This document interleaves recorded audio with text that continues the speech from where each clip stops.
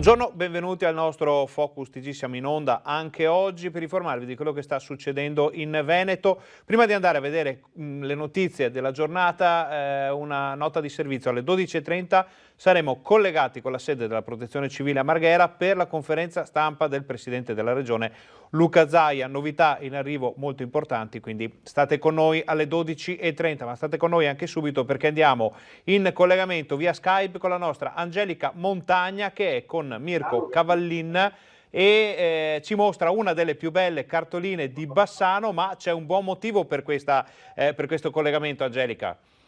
Esatto Ferdinando, buongiorno a te, buongiorno a tutti i telespettatori. Io mi trovo in questo momento in via Macello, proprio ai piedi del ponte degli Alpini, il Ponte Vecchio, monumento nazionale, la parte che guarda naturalmente Viale Diaz, quindi il ponte della Vittoria. Siamo qui oggi, in realtà noi vi mostreremo poi le immagini di questa mattina perché abbastanza sul presto noi eravamo già qui con le nostre telecamere per seguire quelli che sono i lavori importanti oggi che segnano un'altra pietra miliare per quanto riguarda questo ponte un po' martoriato e questo ponte veramente con delle vicissitudini che però stanno per essere concluse e sta per tornare in tutto quello che è il suo splendore. Allora dicevamo oggi luce fu, possiamo chiamarlo così, perché le luminarie, non di Natale naturalmente, ma del ponte, stanno per essere accese. La prova tecnica importante,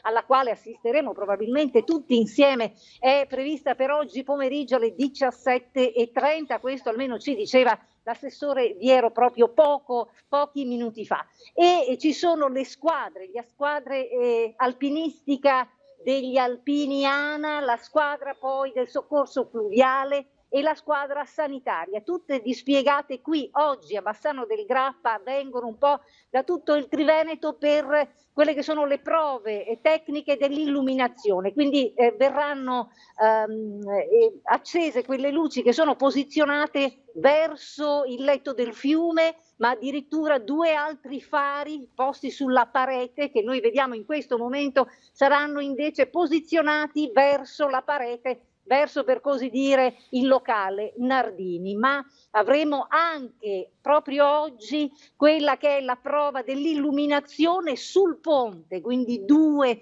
grandi vecchi lampadari verranno posizionati 2 su 8, in realtà sono 8, ma proprio per queste prove tecniche era importante che anche l'azienda friulana che gestisce proprio l'illuminazione sopra il ponte, quindi fosse presente almeno con 2 lampadari. Quindi io vi invito naturalmente a restare sempre con noi, ma vi faccio vedere in questo momento l'intervista che noi abbiamo raccolto questa mattina presto con la troupe qui sul ponte vecchio, sul ponte degli Alpini cosiddetto, passatemi questo termine, oggi a Bassano del Grappa. Lui si chiama Roberto Beltrame, della squadra soccorso fluviale sommozzatori dell'ANA, ovvero l'Associazione Nazionale Alpini. Sentite un po' quello che ci ha raccontato. Oggi praticamente ci è stato richiesto come protezione civile dell'Associazione Alpini di installare dei fari sotto il ponte di Bassano per quale prova illuminotecnica da far vedere poi alla sovrintendenza per il benestare finale. Quindi vengono posizionati da parte degli alpini che li vediamo insomma così, sono dei funamboli, sono bravissimi, stanno installando dei fari che illuminano poi questo fiume, il passaggio sotto il ponte, poi che altri fari stanno installando? Sì, poi un paio di fari vengono installati all'inizio appunto sulla prima stillata per illuminare le pareti che si affacciano appunto sul fiume. Quindi queste pareti che sono quelle dove noi vediamo anche i proiettili ancora, insomma testimonianza del tempo. Ecco, noi vediamo però una squadra adesso in gommone e una squadra che è là in fondo con 2 signori vestiti di rosso. Ecco, chi sono? Sì, allora oggi abbiamo presenti 3 squadre specialistiche della Protezione Civile dell'ANA. I funamboli, come lei l'ha chiamati, sono la squadra di alpinistica cosiddetta, no? Che sono quelli che stanno operando con le scale sulla parete del ponte per piazzare i fari. Poi c'è la squadra appunto del soccorso fluviale e sommozzatori che è sul gommone, che fa assistenza perché in caso di incidente c'è comunque da recuperare eventualmente la persona, l'infortunato, che viene portato a riva da quei signori che vede in fondo in arancione, che sono della squadra sanitaria, e quindi eventualmente lo preleva eventualmente l'infortunato, e c'è un'ambulanza appena sopra che eventualmente poi, se la cosa è più grave, va portato in ospedale ovviamente. Sappiamo che invece in superficie sopra c'è l'azienda che sta installando dell'altra illuminazione. Di cosa si tratta? Sì, beh, questo lo abbiamo visto anche noi questa mattina, molto probabilmente è legata poi anche all'alimentazione dei fari che stanno mettendo i nostri ragazzi, perché ovviamente questa sera tra l'altro è prevista l'accensione di questi fari per vedere di orientarli correttamente e vederli. E sono previsti dei lampioni veri e propri appesi alla travatura, diciamo, del ponte, che poi andranno nel futuro a illuminare tutto quanto il ponte, insomma. Per quanto tempo si protrarranno i lavori oggi? Noi pensiamo appunto di aspettare il buio per vedere l'effetto e poi basta, insomma, ecco, questo è il nostro lavoro odierno, insomma, ecco. E voi venite da? Oh, beh, qui siamo da parecchie zone. Io sono da Montelivenza, poi c'è gente da Belluno, c'è gente da Treviso, c'è gente da Bassano, c'è da Vicenza, qui è l'ANA, ecco, l'ANA a livello triveneto che sta lavorando appunto in questa operazione odierna, insomma. Quindi insomma viva gli alpini in cordone ombelicale che non si dissolve con il ponte vecchio qui, non a caso soprannominato il ponte degli alpini.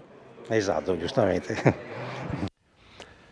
Allora, avete visto il servizio confezionato già subito questa mattina da Angelica Montagna. Torniamo da Angelica per le note di servizio. Angelica, oggi risulta chiusa via Macello, lo confermi? E invece il ponte chiuderà al traffico pedonale lunedì per altri lavori? Esatto, in questo momento però via Macello è aperta. Nel senso che il traffico c'è, ecco, passano le auto, quindi in questo momento dobbiamo capire se nel pomeriggio eventualmente possa essere chiusa, anche se voi vedete alle mie spalle in questo momento probabilmente è anche un momento di pausa, però i grossi lavori noi li abbiamo visti questa mattina presto, quando con la troupe siamo venuti appunto nelle rive del fiume Brenta e lì c'era veramente un grande fervore. Io ho avuto modo anche di parlare con il titolare dell'azienda che sta lavorando sul ponte proprio, quindi, e mi diceva che era importante questa sinergia, questa collaborazione proprio con la protezione civile, gli esperti dell'ANA, quindi dell'Associazione Nazionale Alpini, proprio per un lavoro di sinergia e proprio per un accordarsi con quella che sarà la prova tecnica che tutti noi stiamo aspettando oggi qui per l'accensione delle luci. Quindi insomma per Bassano è un momento importante oggi, è un momento da scrivere, una data da scrivere nel calendario di questo martoriato eppure così tanto amato ponte, che come dicevamo insomma ha questo cordone ombelicale con gli alpini che veramente sembra quasi voler segnare nero su bianco questa storia che investe Bassano, questa lunga storia fatta di eroi e fatta di tante persone che ancora oggi, e anche oggi abbiamo visto anche dalle immagini, insomma non si fermano, li abbiamo visti aggrappati come se fossero alla roccia, eppure certo, insomma aggrappati con il cuore, ecco, questo ci è parso di capire questa mattina quando noi siamo venuti e c'erano i sommozzatori pronti, era tutto calcolato, tutto insomma nei minimi dettagli, ma noi sappiamo che gli alpini quando si muovono è così, ecco. Allora Angelica, ci siamo sempre anche noi per raccontare, ricordare, far vedere cosa succede. Questa sera durante il TG Bassano saremo collegati in diretta per le prove di illuminazione, ma adesso Esatto. auguriamo un buon lavoro a te e a Mirko Cavallin, perché sappiamo che dovete spostarvi per farci vedere fra poco un'altra Esatto. situazione importante di Bassano. Buon lavoro, a dopo! Grazie Ferdinando e ai telespettatori, grazie. Torniamo in studio, avete visto, allora, giornata campale per il ponte degli Alpini, il ponte vecchio di Bassano, prove di illuminazione, c'è una delibera, un'ordinanza, scusate, che prevede che oggi via Macello, cioè una delle vie che dal ponte vanno a ridosso del Brenta per tornare verso l'esterno del centro storico, sia chiusa. Al momento non è ancora chiusa al traffico, vedremo poi se cambierà qualcosa nel pomeriggio durante le fasi di installazione delle lampade e dei fari. Notizia di servizio ribadita già prima, invece lunedì il ponte sarà chiuso al traffico pedonale, quindi non si potrà attraversare il ponte né i bassanesi per andare in centro a far spese o per commissioni, né i turisti, quindi se avevate intenzione di visitare il ponte lunedì magari è meglio segnarsi un'altra data, magari un po' più avanti. Ricordiamo che i lavori dovrebbero finire entro breve, il restauro importantissimo del ponte dovrebbe finire entro breve, perché a marzo, poi questa è una data ipotetica segnata sul calendario, ma potrebbe cambiare, si spera sempre di no, perché vorrebbe dire che ci sono stati contrattempi, ci sarà l'inaugurazione del ponte completamente restaurato. Naturalmente noi vi racconteremo tutto quello che succederà da qui a marzo, come abbiamo fatto finora. Detto questo, noi facciamo una brevissima pausa pubblicitaria, ma state con noi perché torniamo fra pochissimo.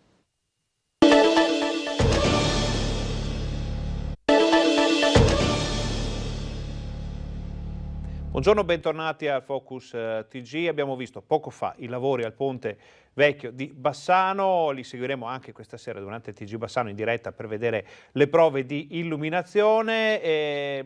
Fra poco, fra un quarto d'ora, il presidente Zaia sarà collegato dalla sede della Protezione Civile a Marghera per le importanti novità sull'emergenza coronavirus, ma prima facciamo un breve riassunto cosiddetto delle puntate precedenti. Sentiamo cosa aveva detto Zaia nell'ultimo punto disponibile, quello delle ultime ore.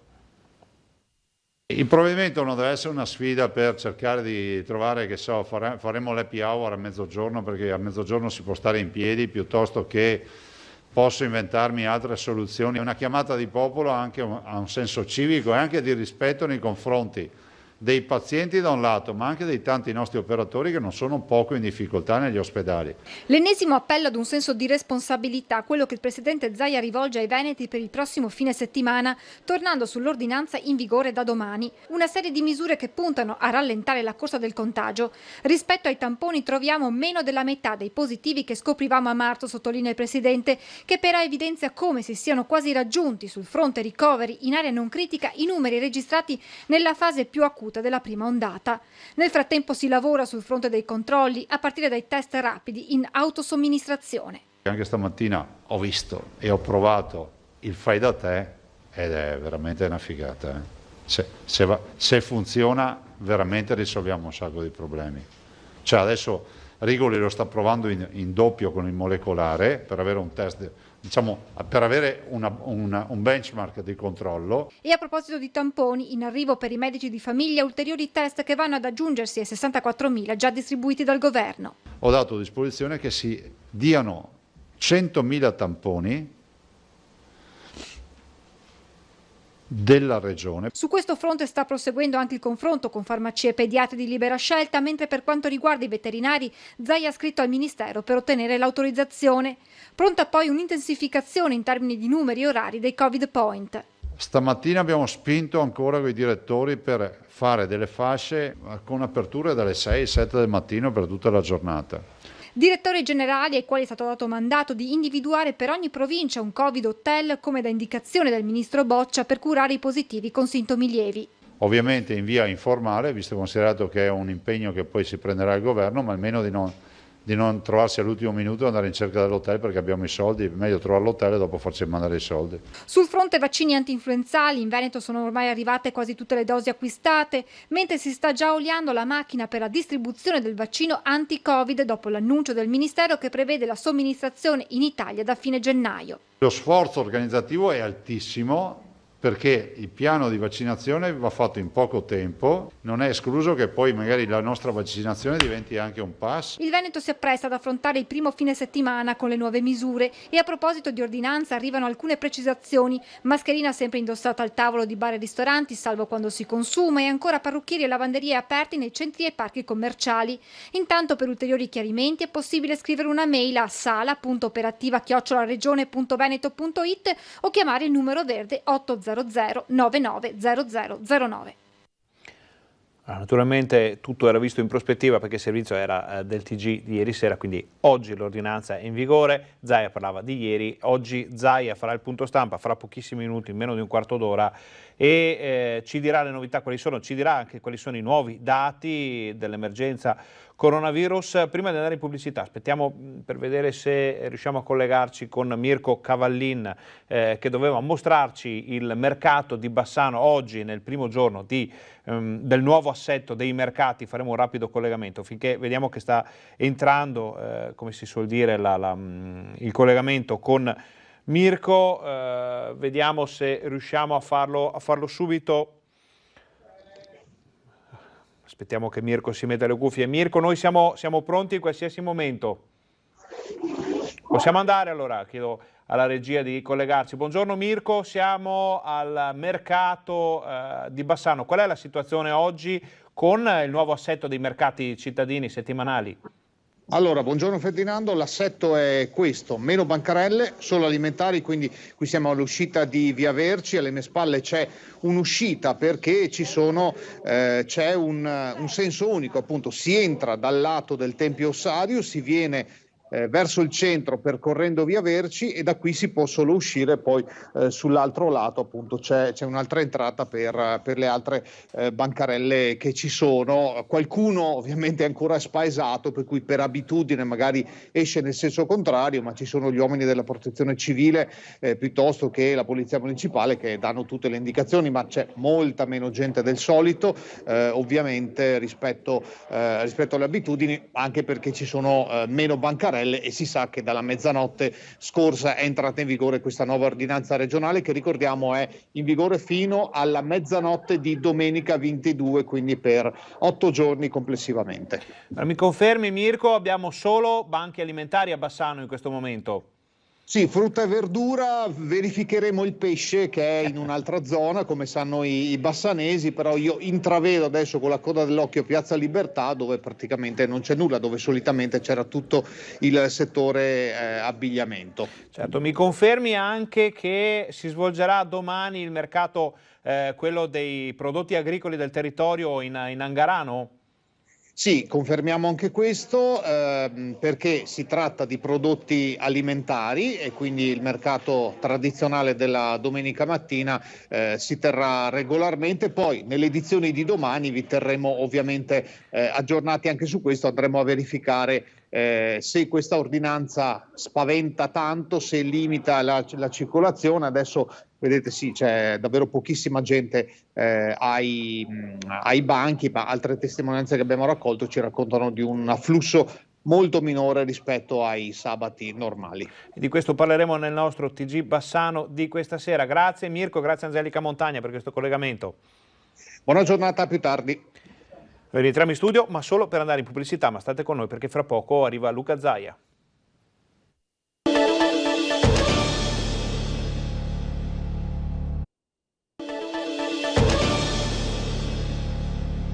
Buongiorno, bentornati al nostro Focus TG. Siamo in attesa di collegarci con la sede della Protezione Civile a Marghera per il punto stampa del presidente Luca Zaia. Prima di andare da Zaia però due note. Una nota che arriva dalle agenzie che ci dice che ieri è stato il quarto giorno di fila in cui si è osservato un calo nelle terapie intensive. Questo sta a indicare che il sistema che è stato messo a punto funziona. C'è una decelerazione che ovviamente andrà confermata. Lo ha detto il presidente del Consiglio Superiore di Sanità Franco Locatelli nella conferenza stampa al Ministero della Salute per l'analisi della situazione epidemiologica.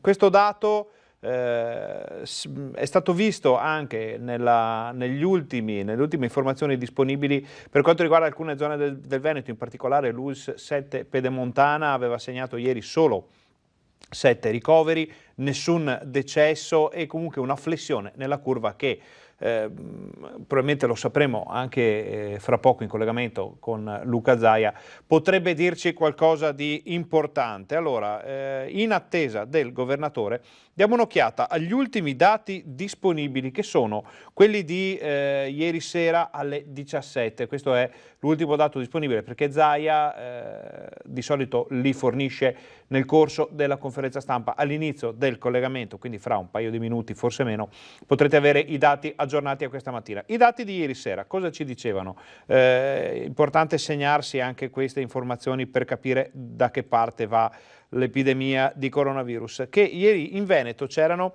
57.832 casi positivi. Questi sono i casi di ieri sera in tutto il Veneto. Dall'inizio dell'emergenza coronavirus i casi positivi erano stati 95.285. Un altro dato importante, vedete 779 è il numero dei nuovi casi rispetto alla rilevazione precedente, che era quella del mattino. Ieri i casi in più sulle 24 ore precedenti erano stati circa 3.000, un numero molto simile. I negativizzati sono 34.686, mentre le persone che hanno perso la vita in ospedale e nelle strutture extraospedaliere del Veneto con il coronavirus sono 2.767. Non sono questi i dati probabilmente che hanno permesso al Veneto di restare in zona gialla, mentre altre regioni sono state spostate in zona arancione. Sappiamo che il Veneto è circondato in sostanza da regioni che hanno uno status emergenziale diverso, perché il Veneto è in zona gialla, mentre Emilia-Romagna e Friuli sono stati passati nella fascia arancione proprio nelle ultime ore. L'Alto Adige pare di ricordare che fosse già rosso per scelta autonoma, mentre Trento, la provincia autonoma di Trento, è zona gialla. La Lombardia sappiamo che è in una situazione molto più grave, e in genere in tutto il paese sono molte le regioni che hanno cambiato status. Il Veneto resta in fascia gialla, dicevamo, per i dati di qualche giorno fa. Questi dati sembra addirittura positivi rispetto a quel periodo, quindi vedremo cosa accadrà nei prossimi giorni. Questo naturalmente non può essere una giustificazione in alcun modo per evitare le raccomandazioni o addirittura le regole che sono state emanate negli ultimi giorni, proprio per andare a colpire ulteriormente la diffusione del contagio. In attesa di Zaia andiamo a vedere anche la situazione ospedaliera, ovvero le aziende sanitarie del Veneto come sono messe.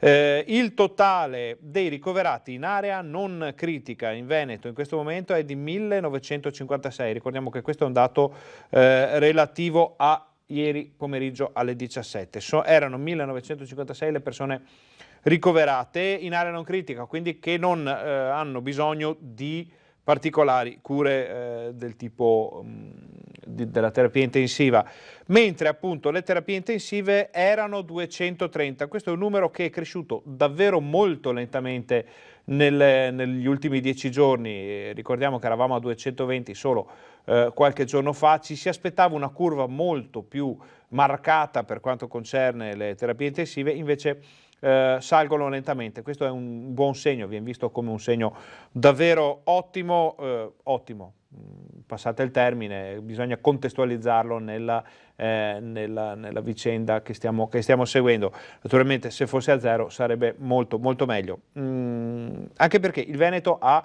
a questo punto centinaia di terapie intensive ancora libere che si spera di poter utilizzare per pazienti non affetti da coronavirus per la sanità ordinaria. Di queste 230, dicevamo, 222 sono occupate da pazienti ancora positivi, 8 sono occupate da pazienti che si sono negativizzati. Per quanto riguarda l'area non critica invece sono 1837 le persone positive ricoverate in ospedale, 119 vedete quelle che si sono negativizzate. Il gap, la differenza rispetto alla rilevazione precedente è di 6 ricoveri in più, è un numero molto basso rispetto a quello che eravamo abituati a vedere, erano 60, 70, erano decine in precedenza in più i ricoverati, e solo 3 le terapie intensive rispetto alla rilevazione del mattino. Vedete quanti zero ci sono nella lista delle terapie intensive, 9 i decessi, un numero questo che invece veramente ci metterà qualche giorno a decrescere proprio per le dinamiche legate all'emergenza coronavirus. Questi erano i dati dell'ultima rilevazione disponibile, che è quella appunto di ieri pomeriggio alle 17. Approfittiamo di questa parentesi, non è ancora arrivato Zaia, per annunciarvi che questa sera alle 21:15, quindi al termine della fascia di informazione di Rete Veneta, andrà in onda qui sul canale 18 il documentario che il gruppo Media Nord-Est, la nostra emittente, hanno preparato con le immagini che abbiamo ancora negli occhi, scioccanti, dell'acqua granda di Venezia di un anno fa. Quindi la cosiddetta apocalisse veneziana è entrata in un documentario che andrà in onda questa sera. Qualche giorno fa abbiamo avuto l'onore di poter trasmettere il documentario sulla giornata del Santo, il 13 di giugno, che è stato, era la festa del Santo a Padova, che è entrata nelle case di milioni di persone in tutto il mondo grazie al lavoro straordinario che hanno fatto i nostri giornalisti, i nostri tecnici in quella giornata, seguendo il volo del Santo in elicottero, la benedizione all'ospedale di Schiavonia di Padova. Ricordiamo tutte le fasi di quella giornata indimenticabile, che purtroppo in epoca di Covid non ha potuto avere l'afflusso di pubblico e fedeli che avrebbe avuto invece in qualsiasi altra occasione. Il documentario è stato seguito da tantissime persone, tanto che ci hanno chiesto di rimandarlo in onda, ma ne parliamo poi. Vi lasciamo a Zaia.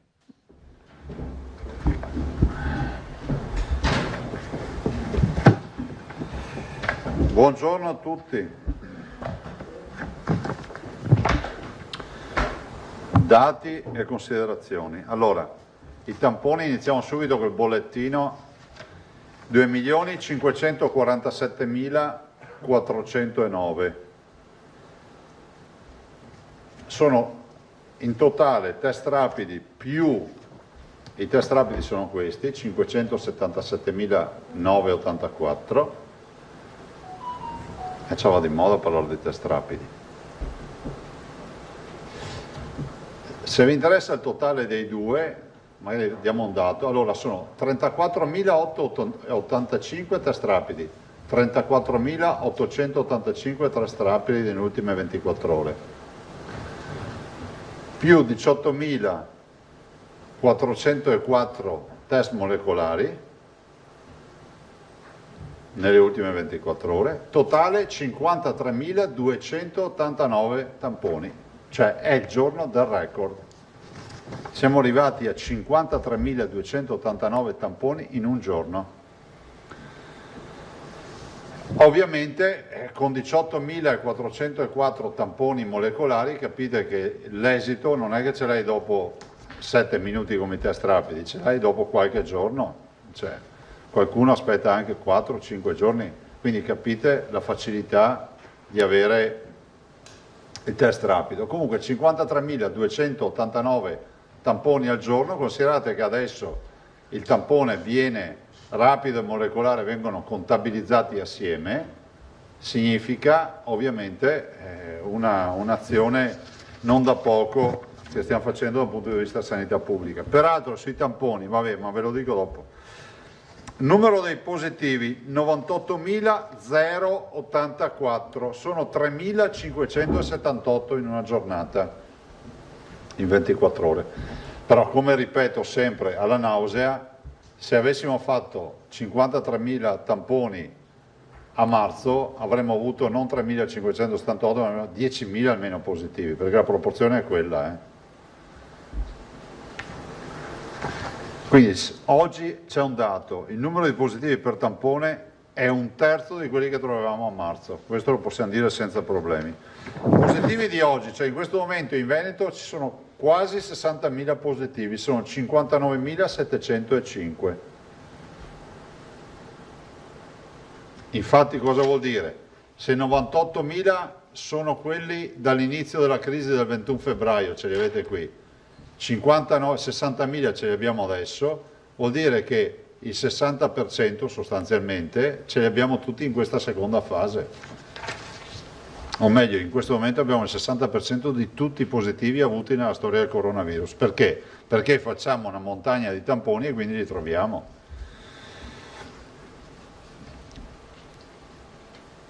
Allora, in isolamento abbiamo 26.478 persone, in più rispetto a ieri 5.207, e questo è l'esito dei tamponi, perché ogni tampone positivo si porta dietro dei conviventi, dei contatti stretti che vanno poi in isolamento.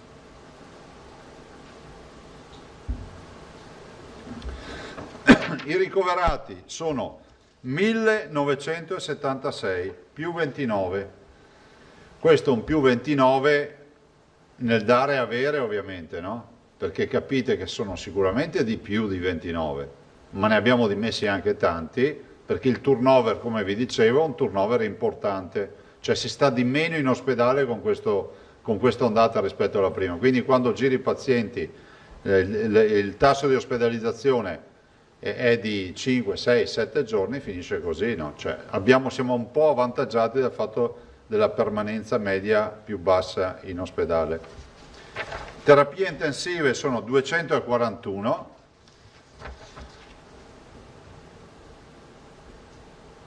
e quindi siamo prossimi a 250 a passare di fase, ma a noi non interessa il passaggio di fase perché ci siamo già passati con i ricoveri, più 14. Totale dei morti, che è la parte più triste di questo bollettino, 2.816, 52 persone hanno perso la vita.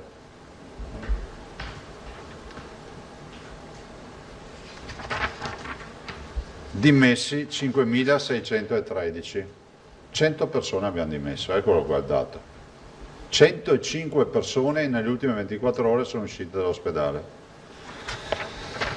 Allora, sul fronte dei tamponi, nelle lunghissime riunioni di questa mattina, abbiamo ancora rivisto il sistema, perché noi cominciamo a farne veramente tanti di tamponi.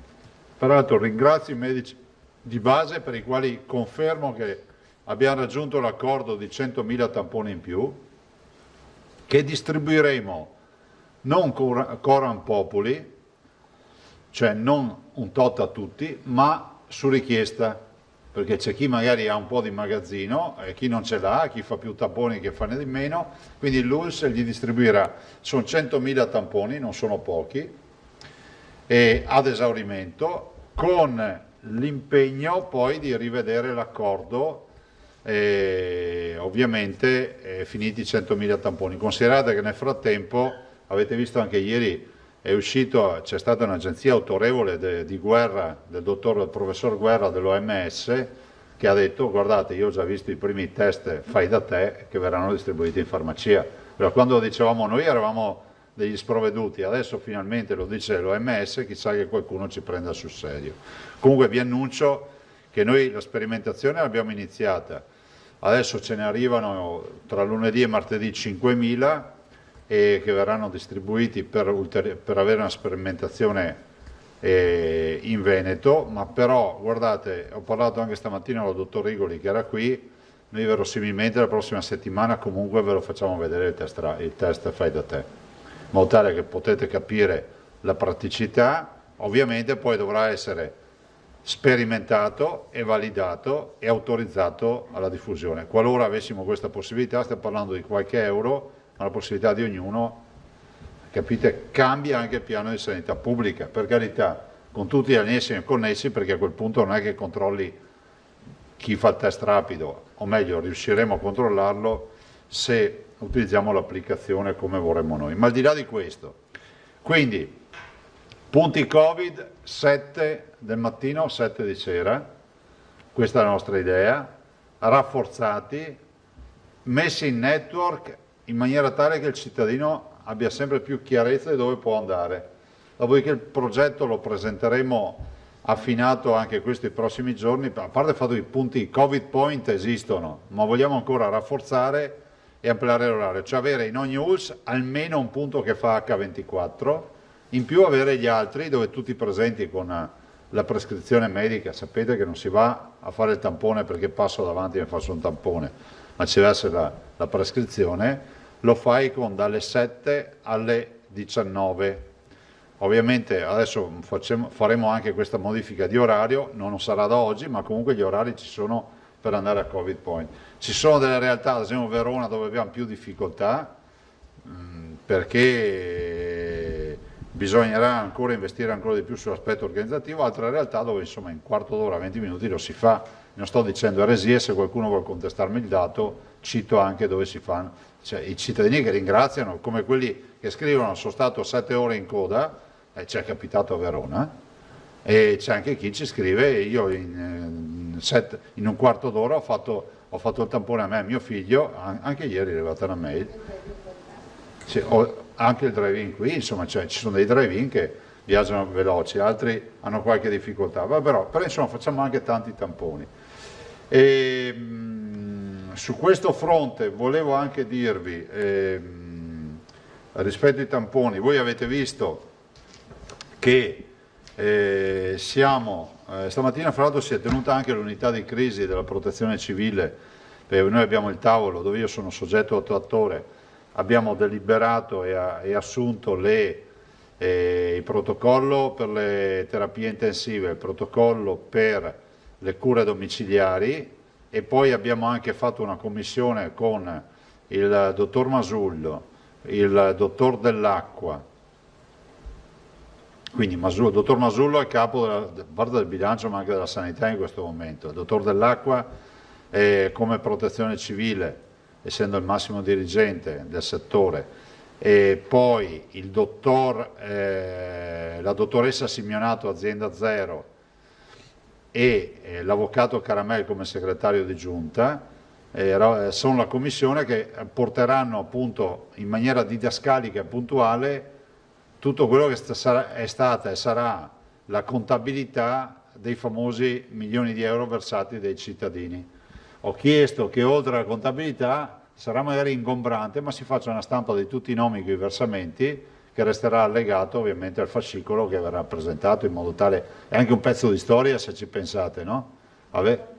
Allora, raccolti nel conto corrente della Regione 38 milioni, raccolti con le ULS, metteremo anche la contabilità delle ULS, per capire dove sono stati destinati, vi anticipo già sanità e protezione civile, poi quelle sono le destinazioni, e mi sembra si arrivasse a 58 milioni di euro, se non ricordo male la cifra. Comunque il conto corrente della Regione era 38, quindi non solo per adempimenti di legge, perché è giusto fare una distinta di dove sono stati investiti queste risorse, ma anche per un fatto di, come si può dire, di aspetto organizzativo e anche di visibilità per tutti quelli che hanno versato. Da chi ha versato 1 euro, ce ne sono, e chi ne ha versato 5-6 milioni di euro, sono privati che hanno versato queste cifre.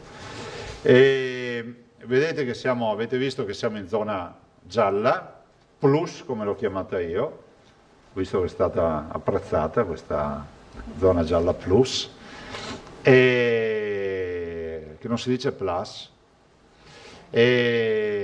no, perché magari non vorrei che qualcuno mi imitasse dicendo che sbaglio anche a pronunciare l'inglese, perché non è inglese. E dicevo, abbiamo oggi, io devo dire per onestà intellettuale, non sono convinto che i colleghi dell'Emilia Romagna e del Friuli Venezia Giulia abbiano delle situazioni diroccate. La verità è che l'algoritmo è impietoso, a volte magari anche per un decimale spara una classificazione che ti mette in una area o nell'altra. Insomma, abbiamo condiviso questa sfida con i colleghi e penso che debba essere riconosciuto al Friuli Venezia Giulia e l'Emilia Romagna comunque che hanno condiviso con noi anche il tema dell'ordinanza e tutto, che a questo punto salta per loro, e sicuramente la volontà di essere sul pezzo. Per noi cosa succede? Succede che valida l'ordinanza nostra. Ricordo che la nostra ordinanza prevede fondamentalmente degli aspetti che consideriamo cruciali, e se dovessimo fare l'estrema sintesi dell'ordinanza dovrei dire che questa ordinanza invita a non andare a creare assembramenti. Fondamentalmente ti dice Se vuoi passeggiare, farti la passeggiata, fare attività motoria, non andare in centro, non andare a ingolfare le piazze, non andare a ingolfare i viali principali, vai da altre parti. Non veniteci a chiedere dove, li trovate da soli i posti. Adesso non facciamo, che non debba fare la cartina dei percorsi Covid. Io dico semplicemente che qui c'è da parte di tutti la necessità di metterci impegno. Vi ricordo che dietro all'angolo c'è sempre la zona arancione quantomeno. Anche se il nostro R/T è andato a 1,29, vi ricordo che dietro all'angolo c'è sempre la zona arancione, se non anche quella rossa, ma basterebbe andare all'arancione per far capire a chi non vuole fare sacrifici che a quel punto sarà chiuso nel confine comunale, perché questo è quello che accade. A quel punto saranno chiusi tutti i bar e tutti i ristoranti, molte altre attività, ed è una piccola anticipazione di quello che può essere una cosa che noi già abbiamo sperimentato, che si chiama lockdown. Noi stiamo lavorando come lo state facendo voi, perché state facendo un grande lavoro di divulgazione, e devo ringraziare tutta la stampa presente sempre, perché ci aiuta a comunicare. In questa fase la sfida per noi veneti è quella di non fare assembramenti.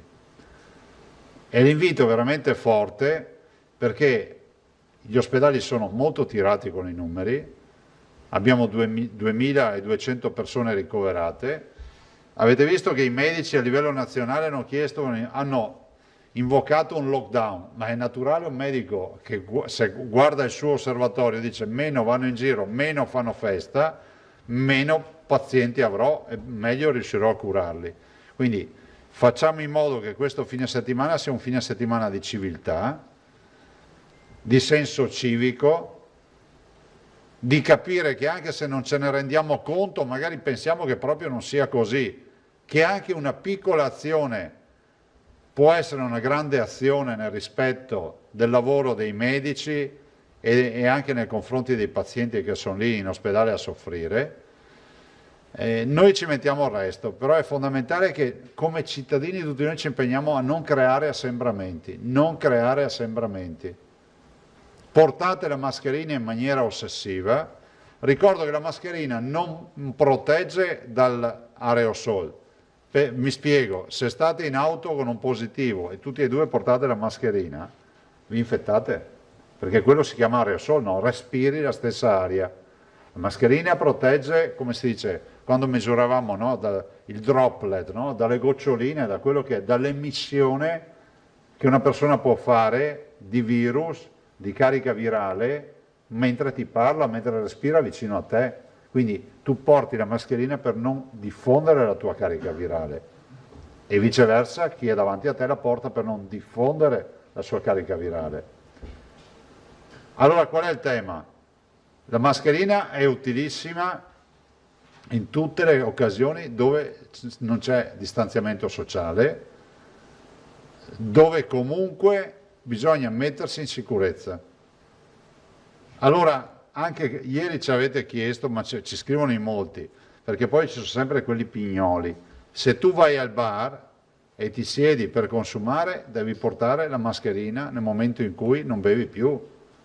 Cioè non è che puoi stare lì a chiacchierare tutto il pomeriggio senza mascherina. Io chiedo perdono ai professionisti che sono qui della comunicazione, ma io queste robe le devo ripetere in maniera ossessiva perché a noi arrivano le richieste alle mail della Protezione Civile. Fra l'altro ringrazio i ragazzi del mondo social che ci seguono, in particolar modo Viral Veneto, che resta oggi il primo portale Instagram che parla solo di Covid, tutto Veneto, e ha introdotto l'intelligenza artificiale. Andatelo a provare, entrate nella chat di Viral Veneto e avete l'intelligenza artificiale che ti fa le domande e ti dà anche ti fa le domande, tu scegli qual è la domanda alla quale vorresti avere, dalla quale vorresti avere una risposta e quindi c'è tutto un percorso dove l'intelligenza artificiale ti accompagna, quindi con delle domande prototipo, tipo, e delle risposte poi che prevedono è una sorta di flowchart inserita nel portale. Anche questo è un ulteriore elemento di comunicazione con i giovani. Un ultimo appello lo faccio ai ragazzi.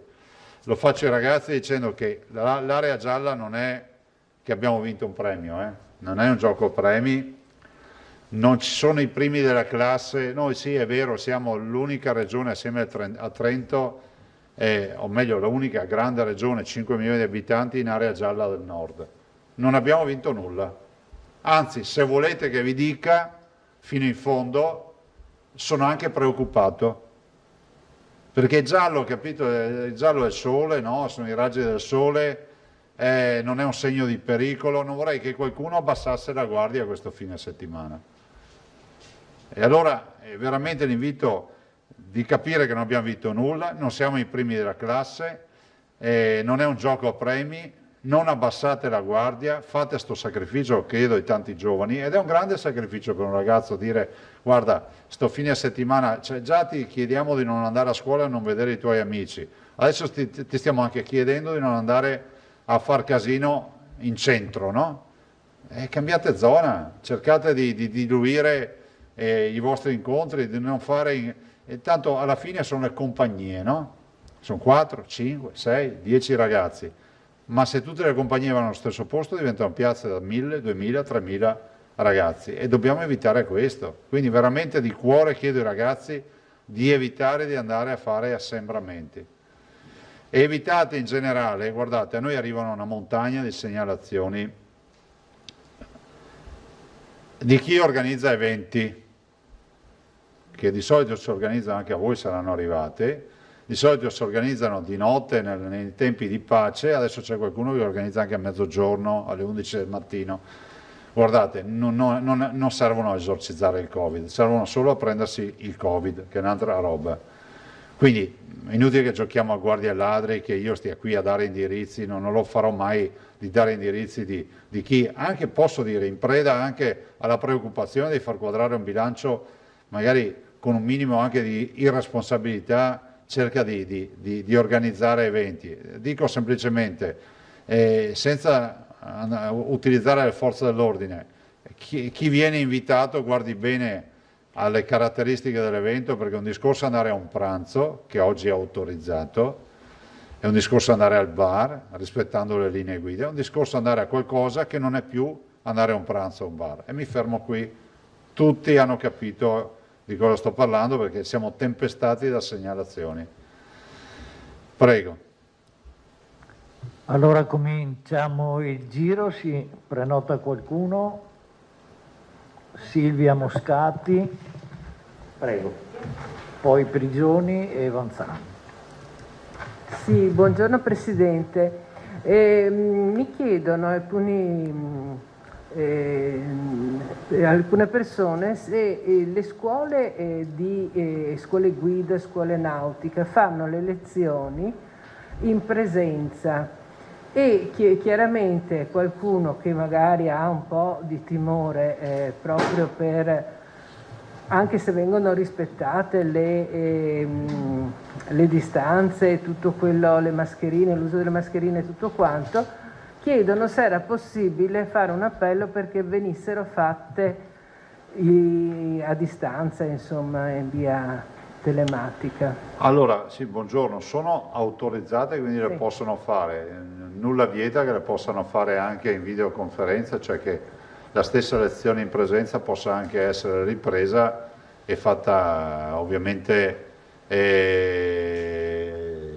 a distanza, non in presenza, ma questo rientra, è una prerogativa di chi organizza, non ci vedo dei limiti, no? Se tutti noi ci impegniamo a fare in modo che meno presenza realizziamo, andiamo a costituire, meglio è in questa fase. È una fase che io spero duri poco, insomma i dati sono anche abbastanza impegnativi in questa fase, per cui sarebbe bene evitare tutto quello che si può da incontri in presenza. Infatti lo chiedevano come lei desse questo spunto, perché naturalmente le scuole finché c'è la possibilità le fanno in presenza, naturalmente chi ha timori perde la lezione, per cui diciamo uno spunto, una spinta a questi perché si organizzino con le lezioni. Sì, ma ormai guardate con un telefonino, cioè io faccio le dirette che vedete in TV, quando mi vedete le faccio tutte col telefonino. Cioè, Quindi con un telefonino tu puoi fare una videoconferenza con decine di persone, non hai problemi, tutti si collegano, possono interagire, fare domande, per cui penso che sia assolutamente giusta l'osservazione. Bene, e un'altra cosa, lei prima ha accennato all'R&T nostro nel Veneto, Sì, quanta... 1,29. Benissimo, grazie. Prego. Grazie, allora proseguiamo con Antonella Prigioni, poi Vanzan, Marchiori e Tosato e si è aggiunta adesso Martina Zambon. Buongiorno a tutti, buongiorno Presidente. Ciao. Innanzitutto ieri mi aveva sollecitato la verifica Sì. dei reparti dove mancherebbero, fossero in esaurimento i DPI. Ho risentito in maniera più adeguata il responsabile sindacale che ci aveva fatto questa dichiarazione. Francamente lui ha detto al momento ci sono, però abbiamo paura che possano esaurirsi. Tutti abbiamo paura.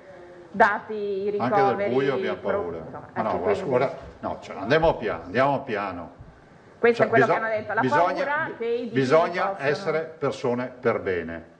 Però, tu ieri sei venuta qui a dire che è stato detto che non ci sono i dispositivi, l'avete sentito tutti? Sì. Ci stai confermando che ci sono? Sì, Boh, che due. lo stesso sindacalista l'aveva detto. Allora, la paura o ce l'hai o la vuoi creare?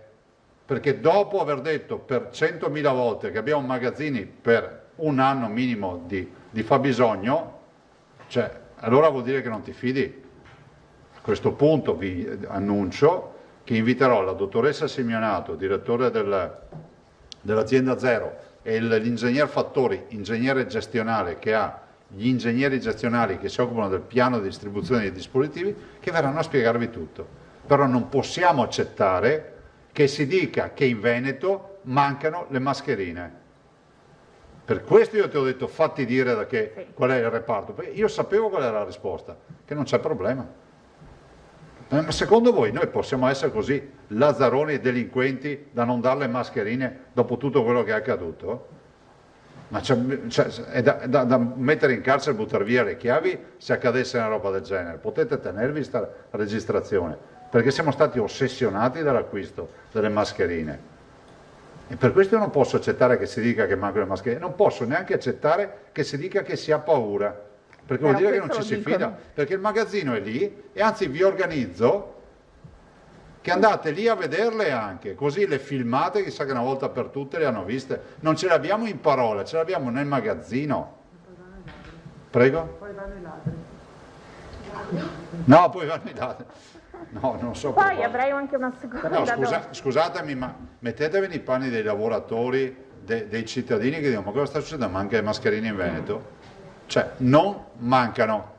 Comunque, se ne volete trovare uno che dichiara che non ce le ha nel suo reparto, siamo noi i primi ad andare a intervenire, ma pesantemente nei confronti di chi non le ha distribuite. Noi le distribuiamo in base alle richieste dei capi reparto, per cui figuratevi.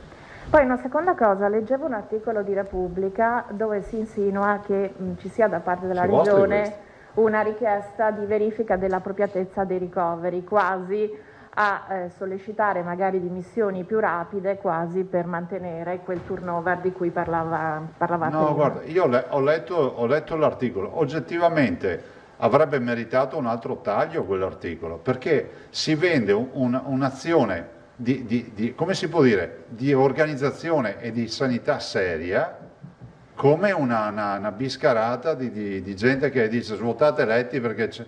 No, guardate. Allora, siccome siamo troppo perfettini e molto ben organizzati, vi ricordo che siamo la prima regione che ha fatto la ricetta dematerializzata, digitalizzato le cartelle cliniche, insomma noi abbiamo un controllo puntuale, come accade nelle multinazionali, di tutto quello che accade. Se tu dici Luca Zaia, digiti, noi, lasciate perdere il tema della privacy, però il professionista è in grado di sapere quanti accessi ha fatto, tutta la sua storia sanitaria.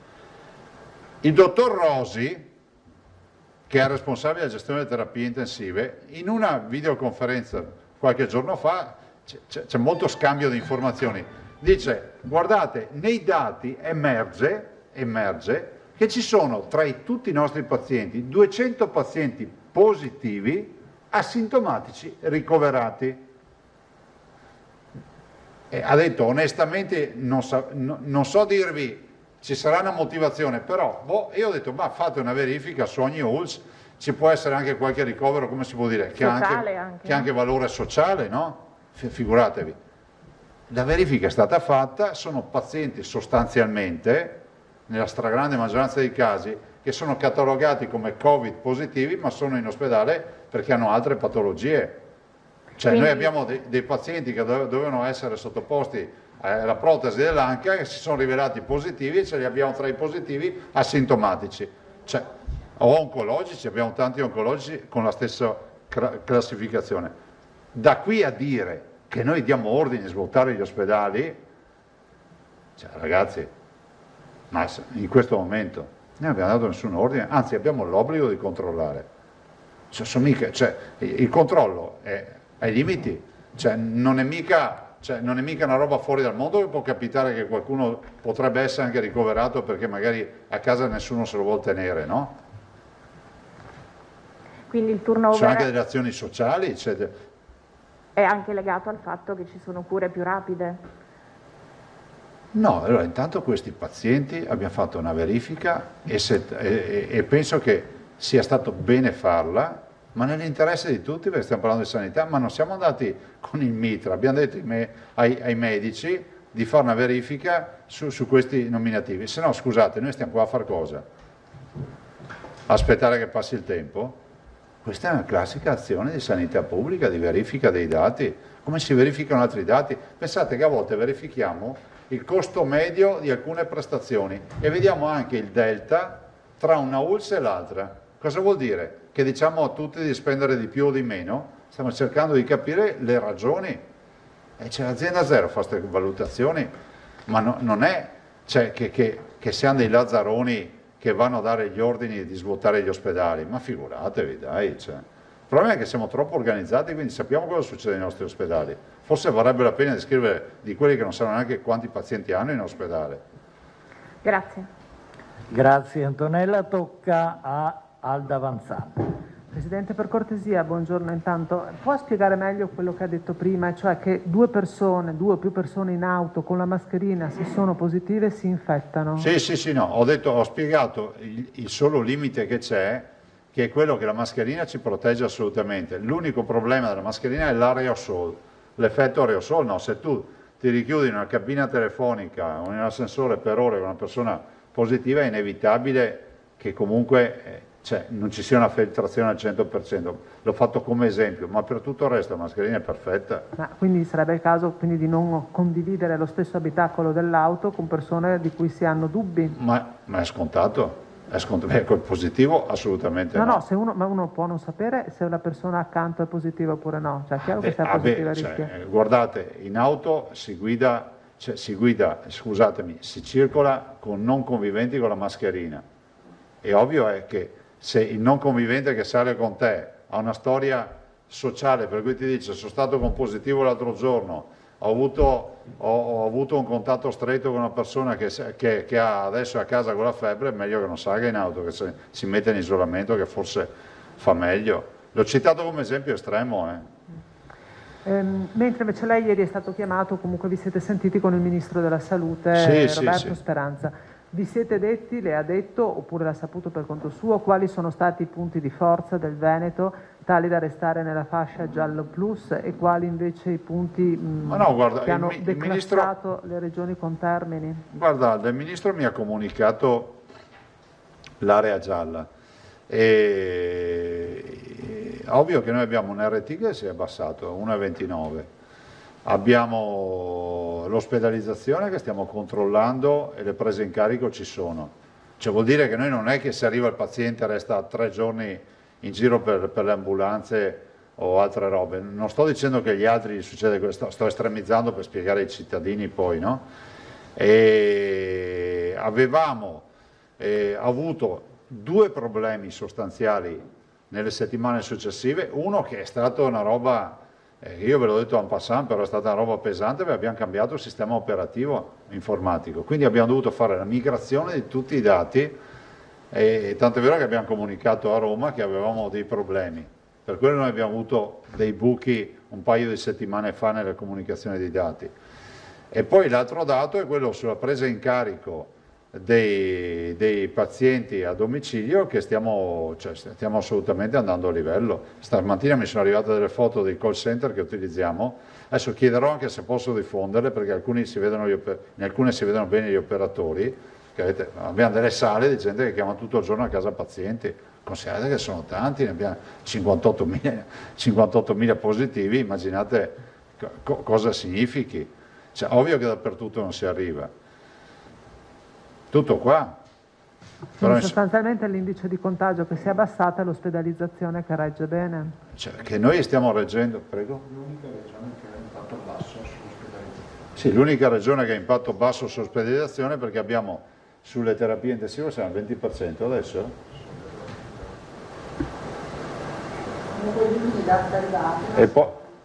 E poi il nostro investimento anche sulla terapia domiciliare, voi sapete che stiamo spingendo, ma non perché non ci sia il diritto di andare in ospedale, per evitare il guaio di andare in ospedale, perché vediamo che insomma ci sono protocolli, adesso il nuovo protocollo di cure domiciliari va in questa direzione ancora più aggressiva, portiamo i saturimetri, le terapie, l'ossigenoterapia, ne abbiamo parlato anche oggi, abbiamo già comprato, abbiamo fatto una gara generale per 100.000, sono arrivati già i primi 10.000 saturimetri e distribuiamo.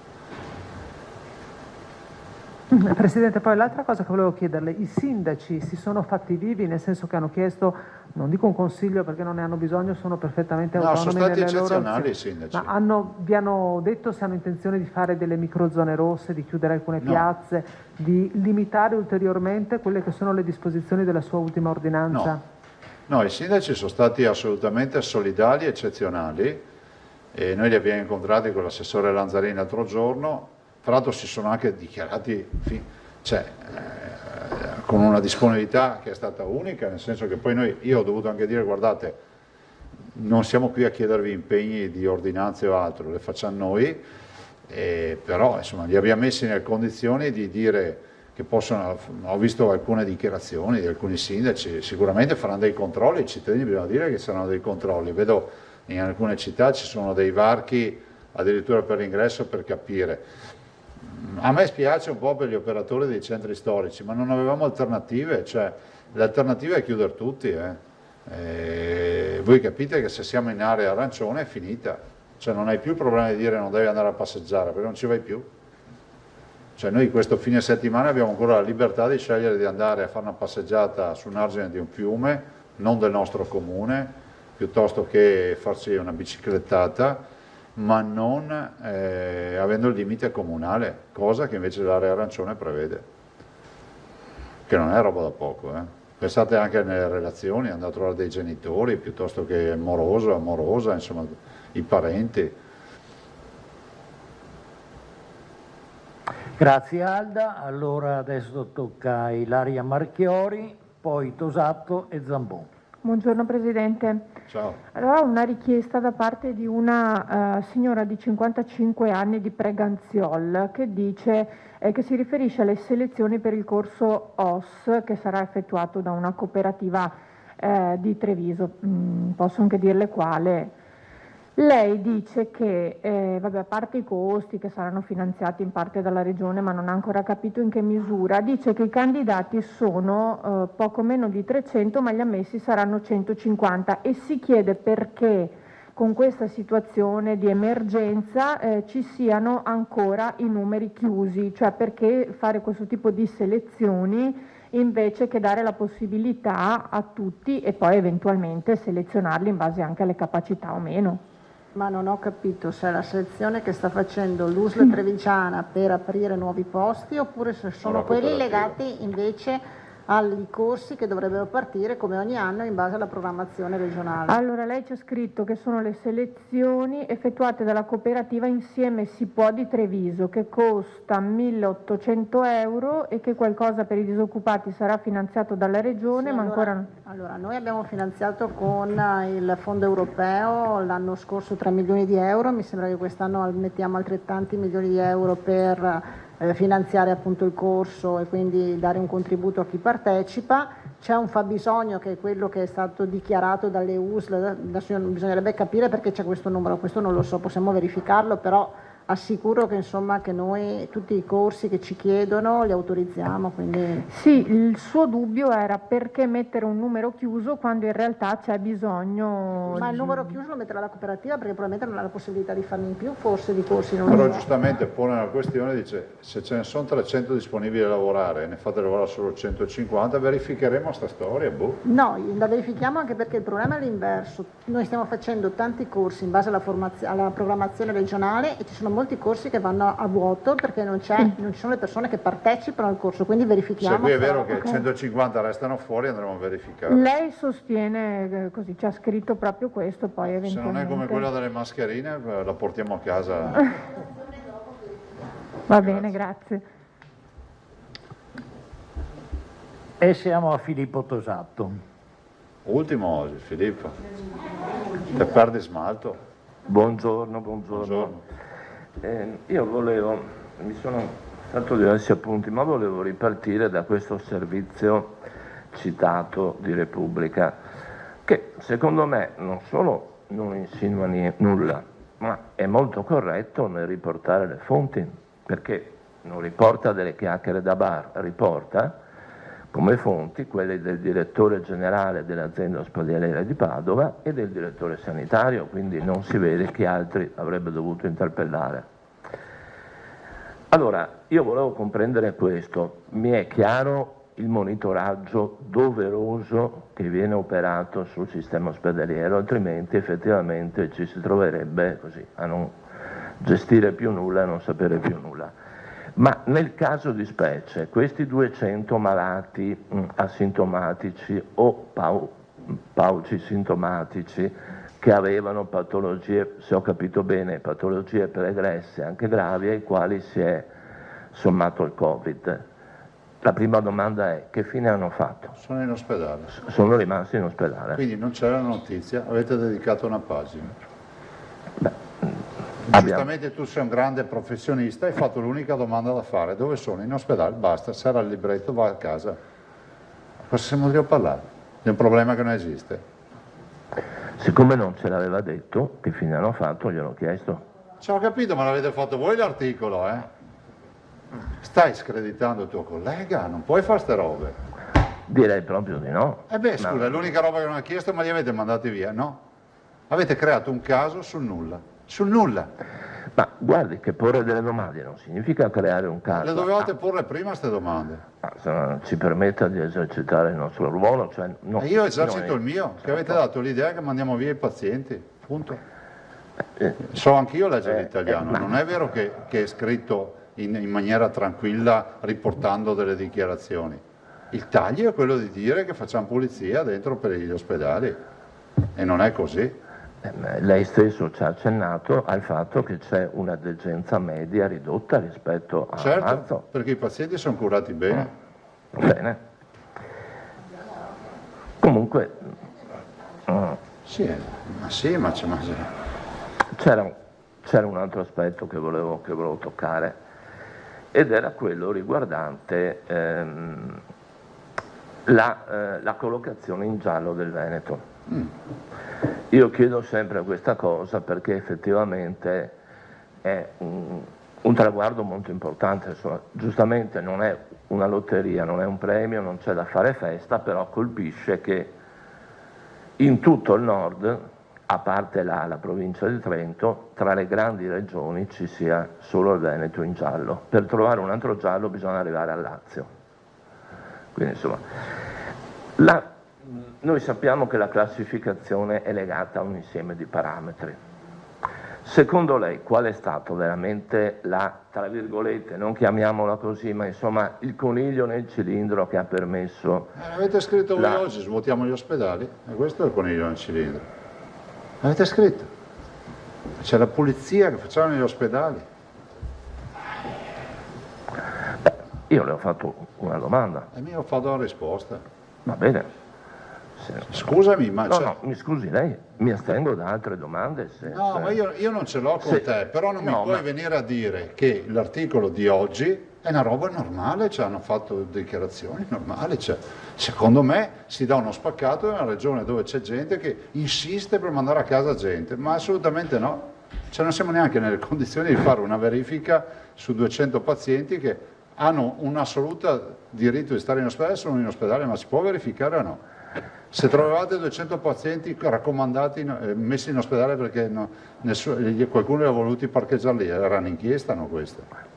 Abbiamo tentato di verificare che non ci fosse qualcuno che magari non aveva titolo. Vengono citate delle circolari, degli interventi, non è che ci si Abbiamo citate degli SMS della verità. Vabbè, insomma, non delle circolari. Sono dei messaggi, comunque per carità, voglio dire, se lei interpreta la presenza dei giornalisti come una presenza acclamante, allora no, mi stai mettendo in bocca robe che non ho detto e non funziona con me sto sistema. Va bene. Tu hai esordito dicendo che l'articolo non accusa nessuno, non è vero. Ma guarda che a me non cambia la vita l'articolo, ma siccome tu l'hai detto io non avrei neanche parlato. Ma neppure a me la cambia, secondo me è un articolo corretto che riporta le fonti. Possiamo non essere d'accordo, io non sono d'accordo. Va bene, le ho posto delle domande. Ma... Tu hai fatto l'unica domanda che bisognava fare, mi perdoni, questi pazienti dove sono? Io ho risposto in ospedale. Avevo anche delle altre domande, Prego. ma se lei reagisce in modo polemico evito il disturbo e sto zitto. Scusa roba, ma voi potete dire quello che volete e io devo star zitto? No, in maniera educata ho detto quello che penso. Sono a disposizione per ogni risposta. Credo di formulare le domande in modo educato anch'io. Sono qui a rispondere. Allora, la domanda era questa. Per quanto riguarda i parametri che determinano la classificazione in giallo, secondo lei, detto che i parametri sono la disponibilità, cioè il tasso di occupazione delle terapie intensive, mi sembra i tempi di tracciamento dei contatti positivi, i tempi di presa in carico, secondo lei quale fattore fra questi ha pesato di più? Non è una domanda oziosa perché immagino che se questo preserva la sanità da guai peggiori sia anche un versante sul quale insistere. Stavo rispondendo prima, che poi è un po' quello che ho detto anche a Alda. Il tema vero è la tenuta del sistema sanitario, no? Cioè l'RCONT da un lato, no? Che si abbassa, la tenuta del sistema sanitario, le occupazioni delle terapie intensive, che sono dei parametri solidi rispetto alla... questo è un tema di sanità pubblica, no? di gestione, perché anche qui no? Cioè non è che funziona, cioè noi abbiamo dei professionisti che sono eccezionali nel mondo della sanità, stanno facendo un lavoro, però vorrei ricordarvi che dietro c'è una macchina organizzativa che forse non è che bisogna anche un po' rispettare ogni tanto, cioè non è che noi siamo qui per fare la conferenza stampa, no, nessuno ha mai scritto che in estate questa regione si è preoccupata di portare sulla piazza i test rapidi. Se oggi si fanno i test rapidi in Italia è per questa regione che li ha sperimentati al caldo d'estate. Abbiamo allestito terapie intensive e comprato respiratori e comprato materiale. Abbiamo fatto tutte le pianificazioni. Abbiamo comprato i materiali. Cioè, noi quest'estate abbiamo lavorato di pieno. Cioè, l'intensivista deve trovare tutta la sua attrezzatura quando entra in corsia. Non è che fa lui gli acquisti. E questo è un lavoro poderoso di organizzazione, che spesso viene sottovalutato. Cioè, questo è il mestiere che facciamo noi, organizzare i fattori della produzione, perché poi, come si può dire, il network che ti porta all'ultimo anello della catena, che è il primo, quello fondamentale della cura, deve avere tutte le sue robe, deve avere i dispositivi, per questo mi arrabbio quando dico non ci sono i dispositivi, deve avere le attrezzature e tutto quello che serve. Se poi trovate dei medici che vi dicono che noi non stiamo fornendo i dispositivi o macchinari, diteci quali sono questi dispositivi e rispondiamo a chi dice che non c'è materiale. Ma guardate, c'è un lavoro dietro da paura. Avrei altre due cose. Prego. Molto rapide. Una magari coinvolge anche l'assessore Nazzarin certamente. A proposito dei tamponi rapidi, ci arrivano segnali opposti. Qualcuno ha mandato mail e ha ringraziato dicendo mai avrei detto in un quarto d'ora di arrivare a avere il tampone e avere l'esito. Altri nella zona di Padova, nella provincia di Padova soprattutto, dicono che ci sono lunghe file e lunghe colonne per fare... Sì, ma questo non c'entra nulla con il tipo di tampone, perché il tampone... No. Tu hai detto tamponi rapidi. vabbè, insomma, diciamo tamponi, ecco. Lasciamo perdere rapidi che effettivamente non c'entra. No, non c'entra nulla perché il tampone infilato nel naso è sempre diciamo, la manovra è sempre quella. E noi le abbiamo analizzate, le stiamo vedendo questi aspetti dove comunque c'è un disservizio, no? Perché quando c'è un lungo atteso è un disservizio. Capite che abbiamo una mole paurosa di interventi, perché quando tu fai 53.000 tamponi al giorno, sono 53.000 persone che si presentano davanti a un operatore. Se voi tentate di dire quanti ne fa un operatore, 100 in un giorno, 200, fate 53.000 diviso e vedete cosa succede. Allora, è vero che ci sono dei colli di bottiglia, ne parlavamo anche stamattina, ad esempio abbiamo un'azienda ospedaliera che ha l'accesso rapido aperto, insomma funziona, c'è dell'attesa ma funziona, ci sono dei punti dove si va in velocità perché non c'è mai caos, altri punti dove è pieno, un po' il principio di pronto soccorso, no? Che ci sono dei pronto soccorso dove c'è il collo di bottiglia, altri magari guardi nell'applicazione e vedi che sarebbe libero perché non c'è nessuno in attesa. Stiamo tentando di migliorare, però non vorrei che passasse che tutto deve essere, per carità, tutto è migliorabile, ma oltre a certi numeri capite che diventa sempre più difficile poi essere perfetti. È come se a voi chiedessero di scrivere il giornale entro le 5 del pomeriggio, cioè uno dice fanno la conferenza stampa fino alle 4, come faccio? E infatti il giornale si chiude tardi.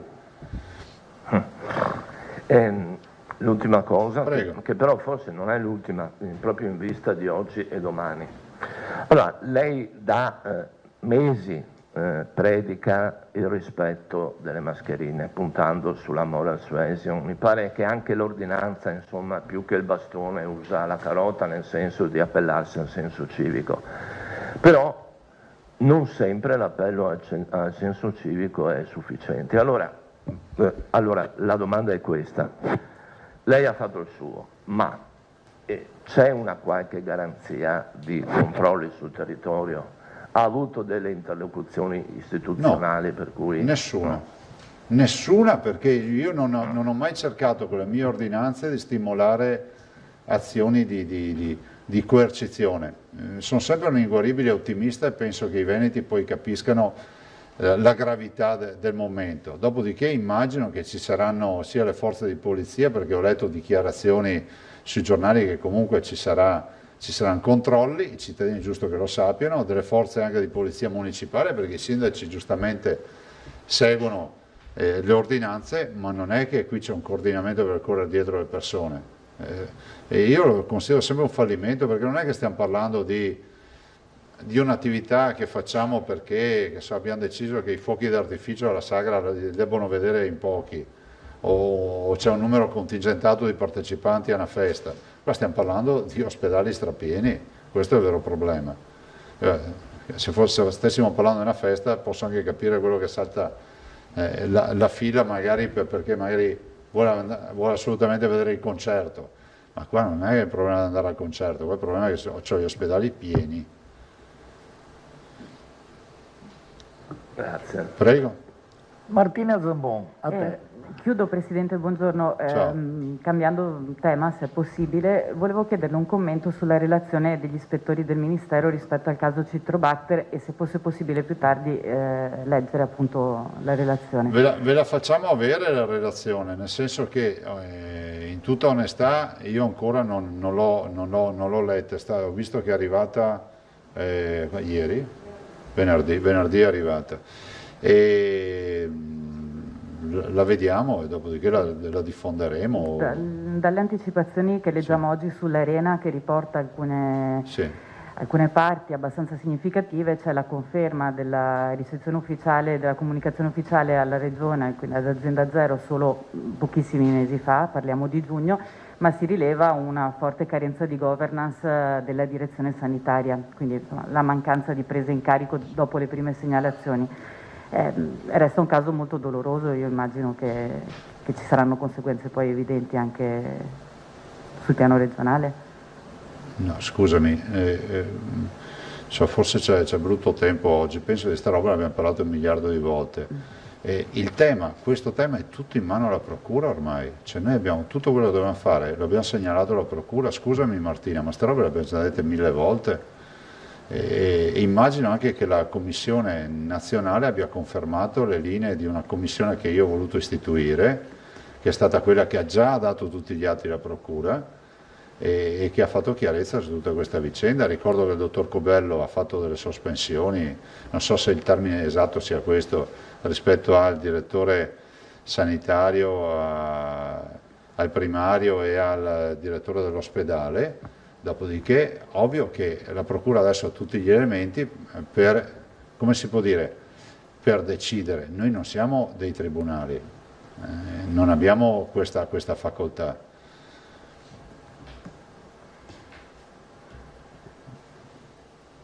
Bene, se non ci sono altre domande, per oggi è tutto e ci aggiorniamo. Grazie a tutti.